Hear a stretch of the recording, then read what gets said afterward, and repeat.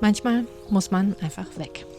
Also nicht für immer und nicht unbedingt gleich eine Weltreise, aber einfach raus.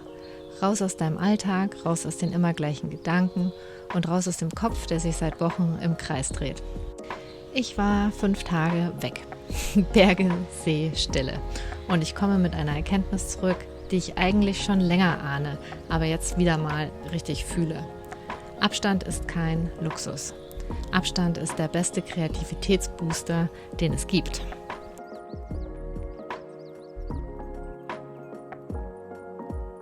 Kennst du das? Dieser schleichende Moment, wo der Alltag einen so richtig einnimmt? Das geht nie von einem Tag auf den anderen, sondern kommt ganz klein, gemein und langsam. Eine Aufgabe hier, eine Verpflichtung dort. Man geht morgens schon mit dem Handy in der Hand in die Küche. Man ist abends müde, aber irgendwie weiß man auch nicht so genau, weshalb. Und man würde sich eigentlich viel lieber aufs Sofa fläzen, als irgendwas Kreatives zu machen. Und irgendwann sitzt man da und denkt, wo bin ich eigentlich gerade? Wo sind meine Ideen? Wo ist diese Version von mir, die Dinge schön fand, die neugierig war, die malen wollte oder schreiben wollte oder einfach nur leben wollte? Die ist nicht weg.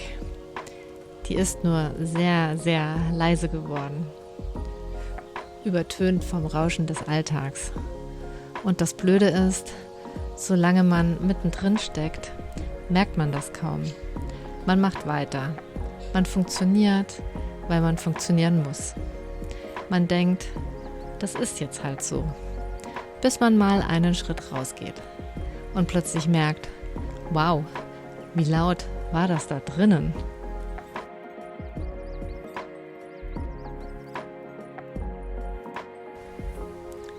Ich kenne diesen Moment, wo der Kopf aufatmet, inzwischen gut. Und ich muss dir sagen, der kommt nie am ersten Tag. Und meistens nicht mal am zweiten. Der erste Tag ist oft noch voll von dem, was man hinter sich gelassen hat. Die To-Do-Liste geistert durch den Kopf. Man schaut aufs Handy, obwohl es eigentlich keinen Grund gibt. Man ist irgendwie noch nicht wirklich angekommen. Aber dann, irgendwann am 2. oder 3. Tag, passiert was. Der Kopf wird leiser. Nicht leer, sondern anders leer. Diese gute Art von leer, wo plötzlich wieder Platz ist. Wo man anfängt, wirklich zu schauen, zu begreifen. Das Licht auf dem Wasser, wie der Morgennebel über den Bergen hängt. Die Farbe von einem Stein, den man aufhebt und dann irgendwie doch eine Weile in der Hand hält und mit nach Hause nehmen will. Das ist kein Zufall, das ist Neurologie. Wenn wir aus unserer gewohnten Umgebung raustreten, bricht das Gehirn aus seinen eingespielten Mustern aus. Neue Umgebungen aktivieren neue Verbindungen. Das Gehirn wird neugieriger, offener. Und genau das ist der Boden, auf dem Kreativität wächst.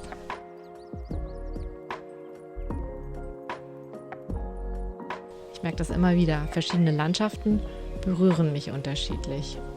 Manchmal brauche ich das eine mehr als das andere. Strand macht mich weit und ein bisschen träge. Auf eine angenehme Art, keine Frage. Aber Berge machen mich klar. Vielleicht liegt es an diesem Gefühl, nach oben zu schauen und zu merken, wie klein die eigenen Probleme auf einmal sind. Nicht so nihilistisch gemeint, sondern eher befreiend. Als ob der Berg sagt, schau mal, wie viel Raum da eigentlich ist. Wenn ich wandere, kommen mir keine Lösungen für komplexe, konkrete Probleme. Aber es kommen Bilder oder Farben oder ein Satz, der sich irgendwie richtig anfühlt. Eine Idee, die ich schon ewig irgendwo hinten im Kopf hatte und die jetzt plötzlich vorne ist. Ähnlich wie beim Duschen, wo ich grundsätzlich auch die besten Ideen habe, die ich mir dann alle verzweifelt versuche zu merken, bis ich wieder aus der Dusche raus bin. Das ist Kreativität, die sich ihren Weg bahnt. Nicht, weil ich sie herbeigezwungen habe, sondern weil ich endlich aufgehört habe, sie zu blockieren.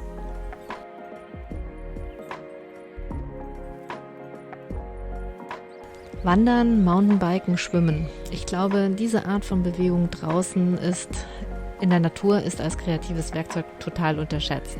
Nicht, weil man dabei über Kreativität nachdenkt, sondern weil man es eben nicht tut.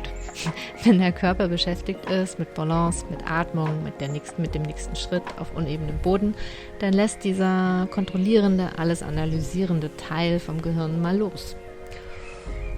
Und der spielerische, träumende Teil übernimmt. Deswegen kommen die besten Ideen nie am Schreibtisch, sondern irgendwo auf einem Trail, auf einem Gipfel, auf einem Fahrrad, das einen Hang runterdüst. Das ist kein Zufall, das ist Gehirnchemie.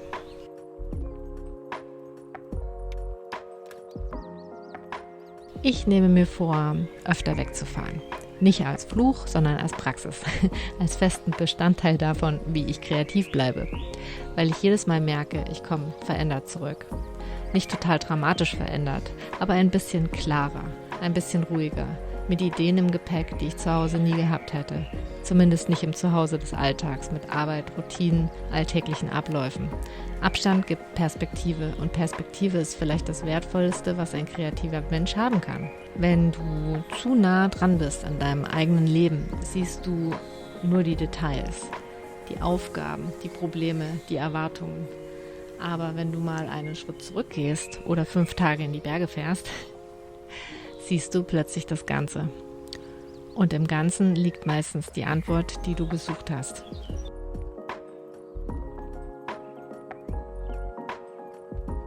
Das möchte ich aber noch schnell sagen, weil ich nicht will, dass du das jetzt schaust und denkst, ja, schön für sie, ich habe keine Zeit für 5 Tage Urlaub. Abstand funktioniert auch ohne Rucksack und Hotelzimmer.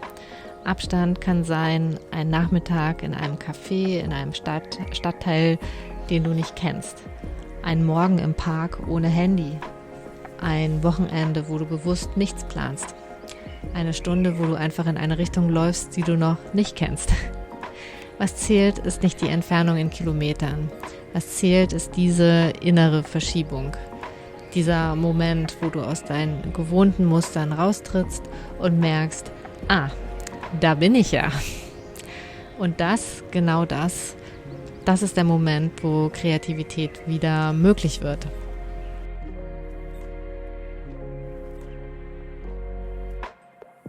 Falls du gerade das Gefühl hast, kreativ irgendwie leer zu sein, falls die Ideen nicht kommen, die Inspiration fehlt, du nicht weißt, wo du anfangen sollst, frag dich nicht, was du anders machen müsstest.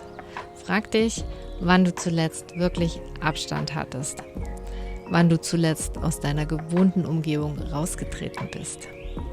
Wann du zuletzt einfach geschaut hast. Wirklich geschaut. Ohne gleichzeitig was zu produzieren oder zu erledigen. Vielleicht ist dein kreatives Gehirn gar nicht müde. Vielleicht braucht es einfach ein bisschen mehr Himmel. Und manchmal beginnt die größte kreative Mini-Rebellion ganz einfach damit, dass man den Rucksack packt, den Hund ins Auto lädt und einfach fährt. Und deswegen gilt auch für heute, mach's dir nicht zu schwer, eine kleine kreative Mini-Rebellion reicht völlig.